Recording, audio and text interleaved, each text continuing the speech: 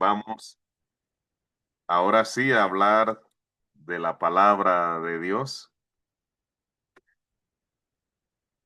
Vamos a continuar. Un momento, por favor. Estoy en el lugar equivocado. Ahora sí.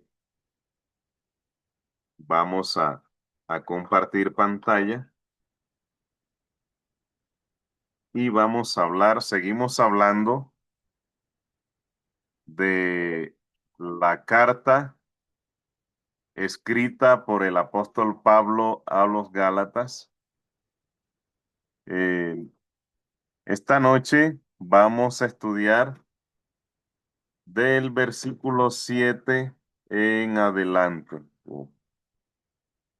Entonces veíamos eh, en la enseñanza anterior, estábamos hablando de qué había sido primero, si era la fe o era la circuncisión, y allí logramos concluir que primero había sido la fe porque Dios le había hablado a Abraham cuando le dijo, vete de tu tierra y de tu parentela a la tierra que yo te voy a mostrar. Y Abraham creyó, y no era cosa fácil creer en aquellos tiempos. Recordemos que los viajes de un lugar a otro se hacían a pie. Los animales de carga eran para los enseres que pudieran tener las personas. Recordemos que Abraham se estaba mudando, prácticamente estaba haciendo una mudanza desde Aram o desde Ur de los Caldeos hacia Canaán, y debía llevar carga. Si tenía mujeres entre sus esclavas, ellas debían ocupar esos animales de carga. Sara, su mujer, también debía ir sentada, y los varones que representan la fuerza pues debían debían hacer el viaje caminando. Y además de esto, lo más difícil era que cuando una persona salía de un lugar a otro, no era seguro que llegara, porque en el camino iba a encontrar ladrones que les iban a atacar, que los iban a maltratar, los iban a matar, los iban a despojar de sus mujeres y de las otras cosas de valor que tuvieran. Entonces, sin embargo, Abraham aceptó el desafío, y a partir de ahí, sin estar circuncidado, Abraham creyó a Dios. Entonces, la circuncisión más bien fue un sello de su fe, era una señal externa de que había tenido fe. Entonces, vamos a leer ahora con este entorno que tenemos. Vamos a leer ahora del versículo 7 en adelante. Recordemos que estamos en Gálatas 3. Dice, sabed por tanto que los que son de fe, estos son hijos de Abraham. Encontramos algo bastante contradictorio en las escrituras, y es que Abraham tuvo muchos hijos. Acordemos, y hay un canto así, pero no estamos hablando de los hijos espirituales, sino de los hijos carnales. Mayor que Isaac fue Ismael. Sin embargo, Dios le dijo, en Isaac te será llamada descendencia. La línea de Ismael hoy en día son los musulmanes que tienen, si usted lee el Corán, tiene mucho en común con la Biblia que nosotros tenemos. Sin embargo, el elegido a través del cual nosotros íbamos a tener fe fue sobre Isaac. Después que Sara muere, Abraham toma otra mujer llamada Setura y tuvo una multitud de hijos, pero el elegido fue Isaac. Nosotros podemos trasladar esto a la parte espiritual. El pueblo elegido inicialmente fue Israel, el pueblo judío. Sin embargo, hoy en día hay israelitas que nada tienen que ver con el estudio de la palabra, ni siquiera con la ley. Hay judíos cristianos, eso tampoco lo podemos desconocer, pero hay israelitas que son tan seculares como cualquier gentil, que no tienen ningún tipo de conocimiento ni ningún tipo de relación con las escrituras. Entonces, aunque el pueblo elegido inicialmente fue el pueblo de Israel, no todo israelita puede ser en sentido espiritual descendiente de Abraham. Hoy en día, ¿quiénes son los descendientes de Abraham? Aquí lo está diciendo. Los que son de fe, es decir, los que tienen fe especialmente en el evangelio proclamado, establecido por nuestro Señor Jesucristo. Entonces, bajo este orden de ideas, entendemos que no todo judío, aunque esté circuncidado, puede llamarse descendiente de Abraham. Entonces, vamos al versículo 8, donde vamos a encontrar una parte que también es interesante. Nos dice el versículo 8: y la escritura, previendo que Dios había de justificar por la fe a los gentiles, dio de antemano la buena nueva a Abraham, diciendo: en ti serán benditas todas las naciones. En este texto, el apóstol Pablo le da vida a las escrituras, porque dice que las escrituras previeron. Es decir, es como si las escrituras pensaran, y cualquiera que lo analiza dice, pero ¿cómo puede un libro pensar? ¿Cómo puede un libro prever, predecir lo que va a suceder más adelante? Aquí lo que sucede es una cosa muy sencilla. Y yo creo que esto lo entendieron ustedes, esto es parte de la enseñanza básica que nosotros debemos recibir cuando somos evangelizados. Y es que la Biblia, la palabra de Dios, tiene la misma autoridad que Dios. Por eso, para Pablo, las escrituras es como si fuera Dios, estuviera Dios hablando. Y en realidad es así. Nosotros hemos aprendido que Cristo, después de instruir a los discípulos alrededor de 40 días, Él ascendió a los cielos y, sin embargo, dejó la palabra escrita. Y la palabra tiene la misma autoridad que Cristo. De hecho, en Juan 12, del 48 al 50, voy a parafrasear el texto, dice: el que me rechaza y no oye mis palabras, tiene quien le juzgue. La palabra que yo he hablado, ella le juzgará en el día postrero, porque yo no he hablado según mi voluntad, sino que lo que he hablado, lo hablo, lo digo conforme el Padre me dio orden que lo dijera.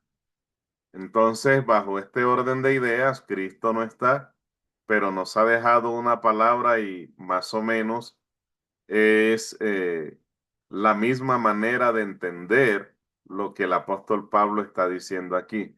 Está diciendo que las escrituras previeron, es decir, Dios vio o sabía de antemano lo que iba a suceder. Entonces, ¿y qué era lo que iba a suceder? Que a través de Abraham todas las naciones iban a ser bendecidas. Es decir, que de alguna manera Abraham también fue evangelizado acerca de Cristo y estoy seguro que él murió esperando o conocer el misterio del evangelio, pero a él le fue oculto. Y el evangelio fue manifestado en el tiempo que a Dios le plació.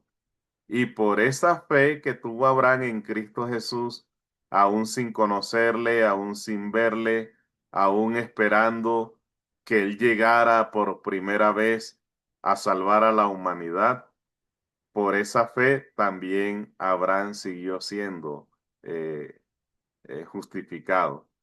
Entonces le dieron esta buena noticia a Abraham, que a través de él, que su linaje, su descendencia, sería escogida para bendecir a todas las naciones. Entonces, teniendo esto en mente, vemos cómo la palabra tiene vida. Y de hecho, Hebreos por eso describe la palabra como viva y eficaz. Porque no es un libro cualquiera, no es un conjunto de conceptos que son conceptos teóricos que muchas veces, y eso ocurre mucho en las carreras que estudiamos, muchas veces coleccionamos libros y hoy es más fácil coleccionarlos, los leemos, pero muchas veces no aplicamos nada de lo que está ahí escrito. La palabra es Dios hablando y somos llamados a adornarla. Con nuestras acciones somos llamados a vivirla, porque de nada sirve el conocimiento si ese conocimiento no lo vivimos. De pronto, a muchos nos preguntan cuánto sabes de Dios y sabemos historias de la Biblia, cualquier cantidad.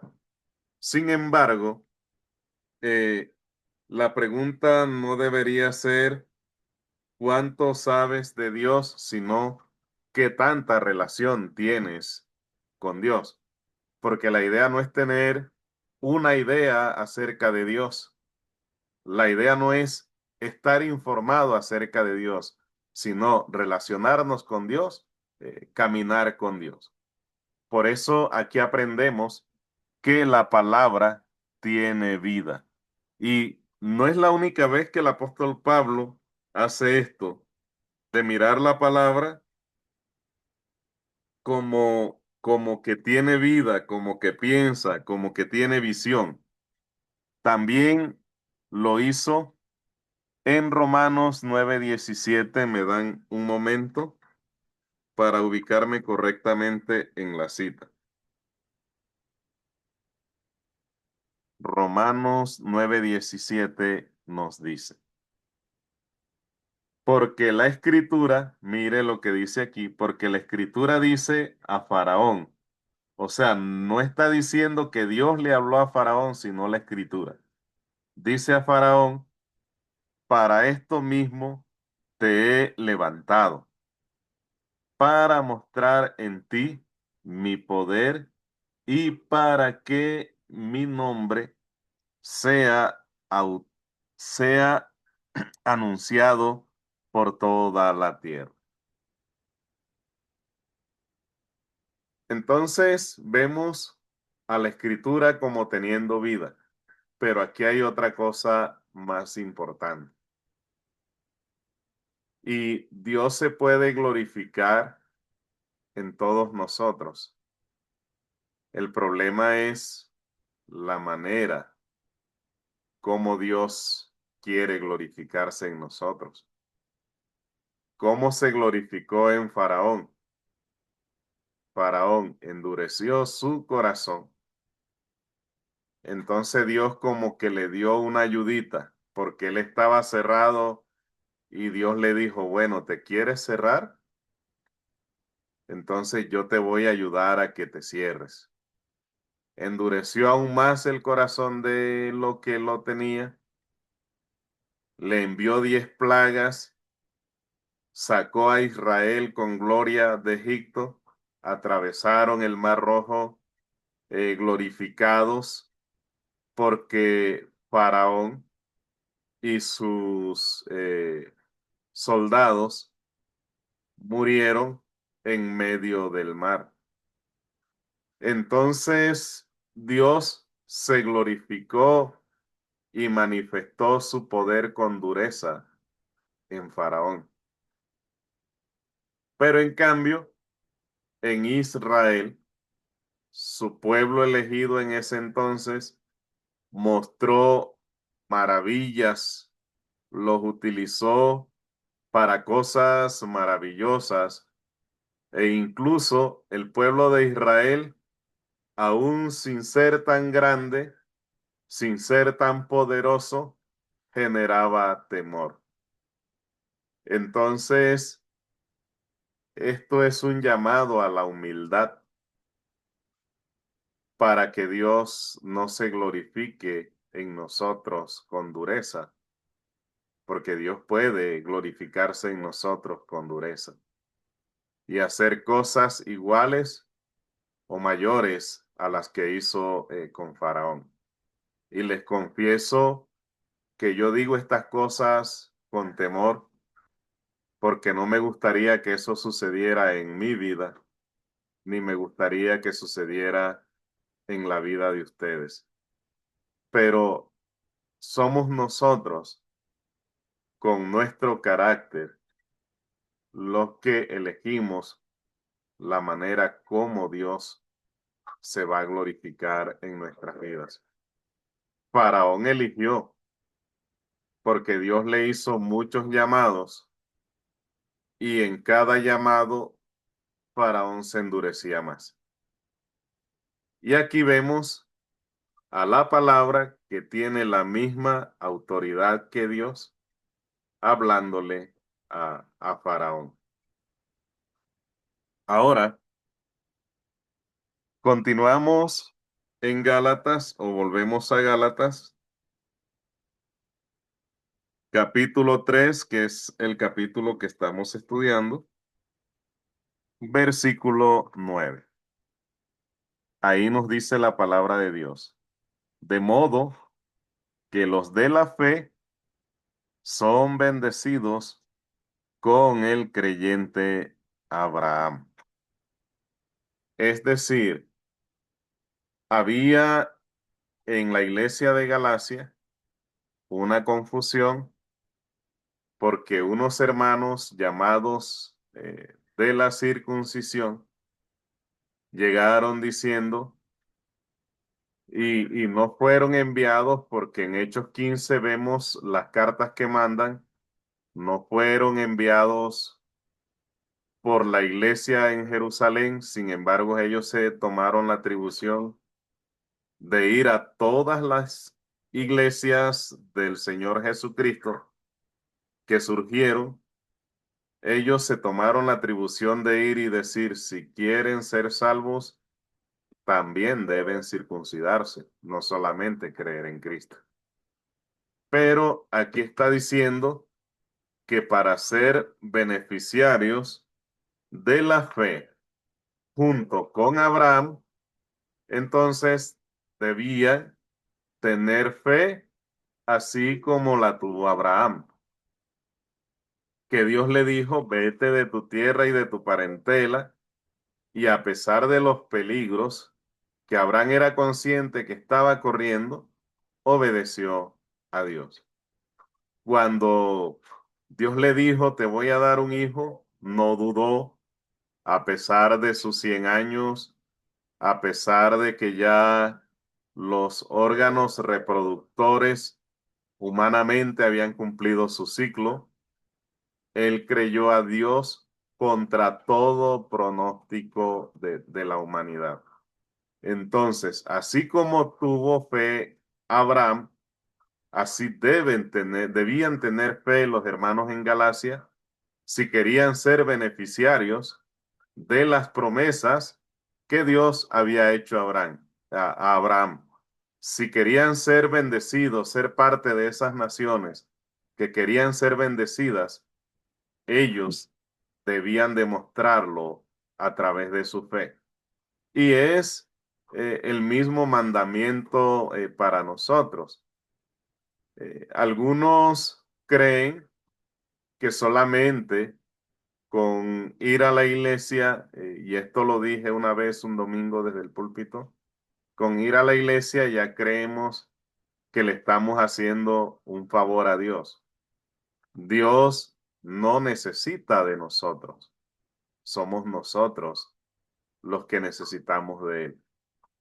Y no es el conocimiento, no es la asistencia a la iglesia, la participación en todas las actividades, no es el hecho de ser bautizados, no es el hecho de recibir, de exhibir el bautismo como un rótulo, no son estas cosas que son importantes y son necesarias hacerlas, pero hay algo que se llama relación con Dios. Relación, hablarle a través de las escrituras, eh, enseñar, escucharlo a través de la palabra, perdón, hablarle, moverle el corazón a misericordia a través de las oraciones que hacemos. Y para eso tenemos que hablar con sinceridad, darle toda la información acerca de nosotros, aceptar delante de Él los pecados que cometemos. Miren, no hay nada más saludable para el espíritu y para la parte emocional que vivir todo el tiempo de frente a la verdad y no vivir mostrando una fachada de cristiano como de pronto hacían los fariseos que usaban la ley como una fachada, que la llevaban en la frente como un rótulo, pero no tenían nada de relación con Dios. Y por eso es que Dios a través del apóstol Pablo les habla y les está diciendo, si quieren ustedes alcanzar salvación, entonces deben tener tanta fe como la que tuvo Abraham. Deben enfocarse en la fe de Abraham, deben tomar como ejemplo la fe de Abraham y no enfocarse en la circuncisión, porque la circuncisión no fue lo que le dio salvación a Abraham, ni fue lo que lo llevó a tener muchos descendientes, fue su fe. La circuncisión fue una señal de que Abraham tenía fe. Vamos a leer Romanos 4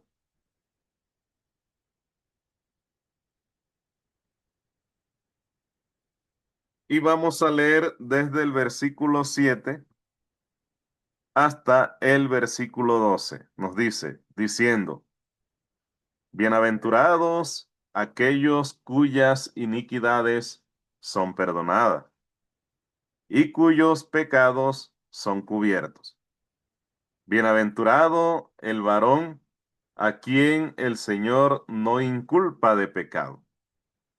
Es pues esta bienaventuranza solamente para los de la circuncisión o también para los de la incircuncisión. porque decimos que a Abraham le fue contada la fe por justicia. ¿Cómo pues le fue contada? ¿Estando en la circuncisión o en la incircuncisión? No en la circuncisión, sino en la incircuncisión. Y recibió la circuncisión como señal. Mire lo que estamos leyendo. Como señal, como sello de la justicia de la fe que tuvo estando aún incircunciso, para que fuese padre de todos los creyentes no circuncidados, a fin de que también ellos, a fin de que también a ellos la fe les sea contada por justicia.